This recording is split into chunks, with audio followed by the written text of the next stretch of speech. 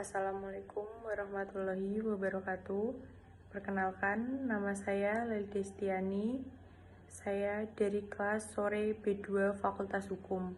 Saya di sini akan mempresentasikan tentang bentuk-bentuk pengakuan dalam hukum internasional terbentuknya suatu negara.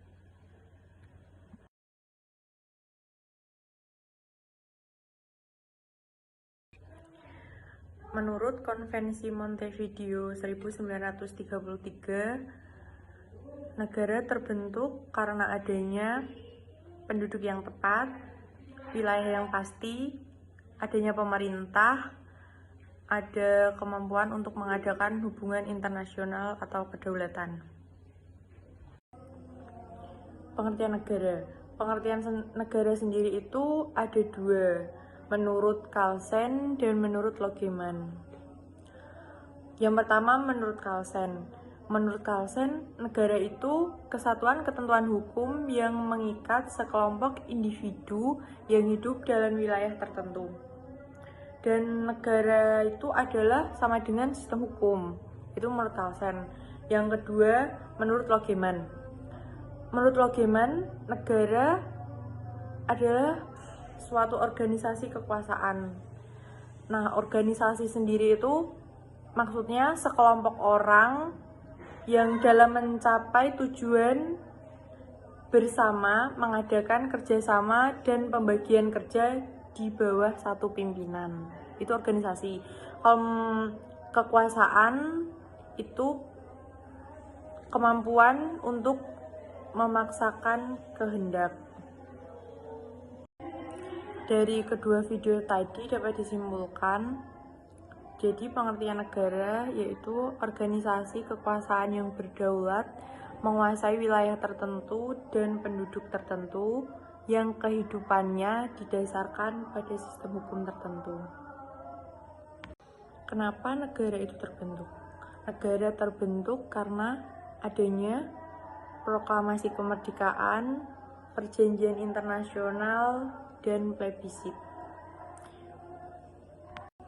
Dan untuk pengakuan negara itu ada Konvensi Montevideo 1933, ada juga kualifikasi negara sebagai personal hukum internasional, dan ada juga hubungan resmi antar negara.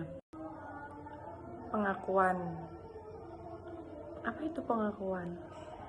Pengakuan dapat diartikan perbuatan bebas suatu negara atau beberapa negara yang membenarkan terbentuknya suatu organisasi kekuasaan dan menerima organisasi kekuasaan itu sebagai anggota masyarakat internasional. Nah, pengakuan itu dapat diberikan pada negara pemerintah negara kesatuan, bukan negara. Pengakuan dapat dilihat dari dua segi. Yang pertama, segi penetapan, dan yang kedua, dari segi akibat. Nah, untuk yang dari segi penetapan, pengakuan lebih merupakan perbuatan politik daripada perbuatan hukum. Mengapa? Karena pengakuan merupakan perbuatan pilihan yang didasarkan pada pertimbangan kepentingan negara yang mengakui. Bukan merupakan perbuatan keharusan sebagai akibat telah dipenuhi persyaratan yang telah ditetapkan oleh hukum. Dan untuk yang dari segi akibat, pengakuan merupakan perbuatan hukum. Mengapa? Pengakuan menimbulkan akibat yang diatur oleh hukum internasional yang menimbulkan hak, kewajiban, privilege yang diatur hukum internasional maupun hukum negara yang mengakui. Sekarang fungsi pengakuan. Fungsi pengakuan ada dua, yaitu menurut teori konstitutif dan teori deklaratur. Menurut teori konstitutif, pengakuan menciptakan negara atau pengakuan memberi status negara. Yang kedua, menurut teori deklaratur, pengakuan tidak menciptakan negara, negara telah ada sebelum pengakuan, sebab pengakuan merupakan pernyataan resmi mengenai suatu yang telah ada. Sekarang macam-macam pengakuan. Macam-macam pengakuan ada dua, pengakuan menurut de jure dan pengakuan menurut de facto.